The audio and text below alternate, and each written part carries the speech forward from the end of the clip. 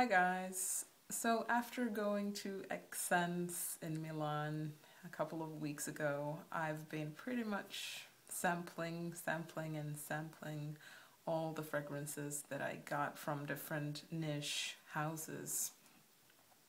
The overall experience was amazing for me. I've never been to any fragrance exhibitions before, and I met so many noses and company owners, and it was just, I felt like that this is the place to be. I felt like I belonged there among all these people who work in the industry. My current degree that I'm doing in the UK doesn't have anything to do with perfumes, but it doesn't stop me from going after a career in the fragrance industry later. I can't promise anything, but I'm really eager to work with perfumes sooner or later. So the house that I'm going to talk about today is Eau d'Italie. It was founded in 2004 by Marina and Sebastian, and their story is Marina's family has this award-winning hotel in Positano in Italy on the Amalfi Coast, and in 2004 they decided to make the first fragrance of the line. It's called Eau d'Italie. I don't have the full bottles, but the bottles are very pretty, very simple, made out of ceramics. At least it looks very ceramic, or is it ceramic to me? And the top notes in this one are incense, bergamot, blackcurrant buds, and unfortunately this one did not work that well with my skin chemistry for some reason. The middle notes are clay, magnolia, tuberose, and in the base notes you have amber, patchouli, yellow, sweet clover, and musk. And it's really sort of, there's something wrong either with my skin chemistry or with this fragrance. And as I've smelt the fragrance itself, I definitely don't see anything wrong with it when it's in the bottle. But the moment it touches my skin, it just turns into very earthy and quiet cacophony, I would say. The second one that I'm gonna comment today is Bateau pour Capri. So that's basically a boat to the island of Capri. And this one's a super feminine one. I thought that it was quite bubbly when I tried it for the first time. It's kind of soapy. You have a lot of peach in the top notes. I guess that the bubbliness owes to that peach note. Also in the top notes you have a little bit of peony and FREESIA, so it's really flowery. They're then followed by sambac, jasmine, rose, and heliotrope. And in the base notes you have solarwood, cedarwood, and musk.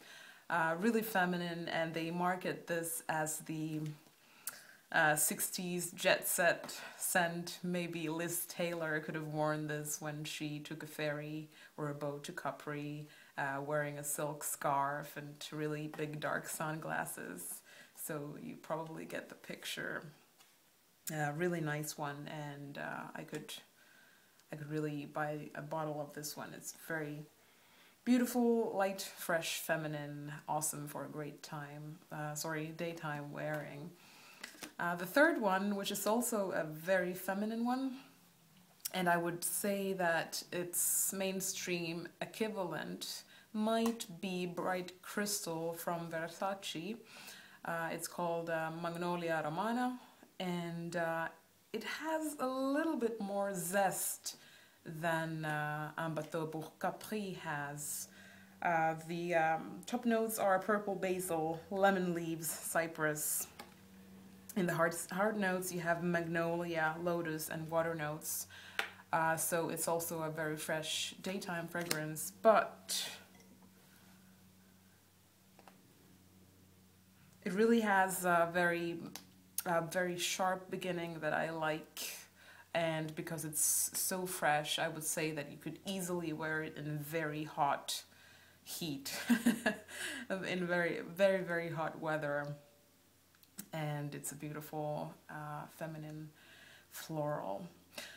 The fourth one is Jardin du Poete. So that's basically the poet's garden. I would say it's interesting doing these translations from a language to another, and none of them are my first language, but Jardin du Poete. This is a very nice one. When I tried this for the first time, I was most impressed with this one.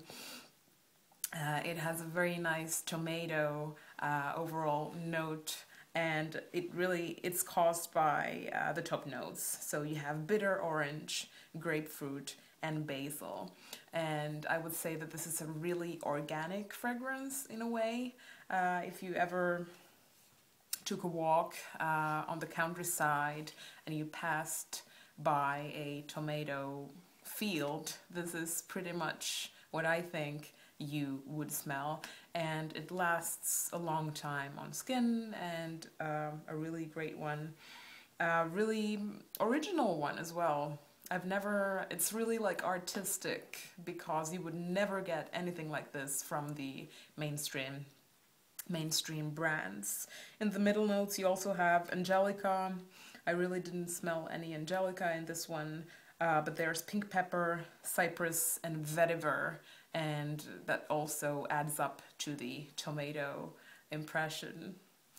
And actually the newest one in the series, and the 10th one, is called Acqua Decima.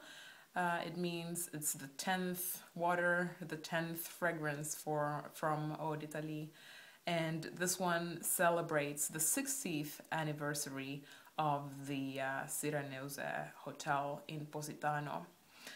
It's a very minty one, a very citrusy one. I liked it the first instant I tried it.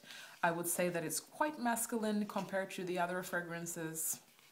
There are also Baume du Doge, sorry for the pronunciation. And then you have Bois d'Ombre, or Bois d'Ombry, and Cien d'Hiver, and Paestum Rose. These are all a little bit heavier scents, so I decided to leave them to another mini review. But to go back to Acqua Decima, it has just come out. I would say that it's a summer fragrance due to the freshness again. The top notes: lemon, mandarin, mint leaves. In the heart you have neroli, petitgrain, and hedione. And in the base, white wood and vetiver. Actually, hey, this one is not as citrusy at all anymore. And it's not as heady as it was when it started. The mint has faded, as mint often does, quite quickly after the top note phase. And it smells a lot more unisex than I thought. So overall, I'm pretty impressed with this house's works. It's springtime right now, so I wouldn't promise that I'm gonna go back to the winter fragrances anytime soon, because the weather is just getting warmer and warmer. They do have some beautiful winter fragrances like Paestum Rose. It reminded me a little bit of Andy Towers' Une Rose Vermeille. But that said, I will leave everything else until the feature. And yeah, I had a great time in Italy and sampling all these fragrances, meeting the people. I would definitely go again. Let's see, maybe I'll go to the Elements showcase in New York one year. Positano, personally, that has also, always been on my bucket list, so I will be going back to Italy for the 3rd time at one point, but I can't say that I would be staying in the very hotel. I guess it's a super expensive one, the Sirenuse. But yeah, that's about all about the 5 fragrances from Eau d'Italie. I hope that you enjoyed this series of mini reviews and see you later.